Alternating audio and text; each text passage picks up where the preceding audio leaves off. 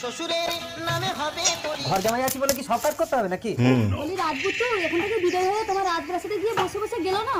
ও মা, দুটো হাত থেকে একটা ঘর জামাইয়ের সাথে মুখে এত কথা কিসে? শালা বেশি কথা বললে ঘর জামাইয়ের গাল ফাটিয়ে দেবে মেরে। আয় মা, বিমলা তার বিস্কুট দিয়ে চাটা খেয়ে নে, তুই তো বেরোবি। আরে আরে কি করছো? ওঠো ওঠো, ওই তো তোমার চা নিচে। ডান্ডি ভাঙা কাকে, তাও আবার শুধু চা জামাইয়ের জন্য? অবশেষে পান্তা ভাত তাও তো জুটবে না। আহা, বেচারা ঘর জামাই। ও বাবা, আমার দেরি হচ্ছে। বলছি তুমি প্রতিদিন কোথায় যাও গো? দেখেছো মা, আমার বাপের বাড়িতে নাকি আমাকে জবাব দিতে হবে। তোর ছাই ভাল লাগে না। ও মা, আমি চললাম। খালি পেটে যাস না মা, গিয়েই তো এক্ষুনি বন্ধুর সঙ্গে মদ খাবি। এই ছোট লোকের বাচ্চার জন্য মেয়েটা আমার খালি পেটে চলে গেল, এবার মদ খাবে কি করে? ভুল হয়ে গেছে শাশুড়ি মা। ভুল হয়ে গেছে, সারাদিন তন্ত্র ওটার বল। বিয়া কইরা কি ঘর জামাই শ্বশুরের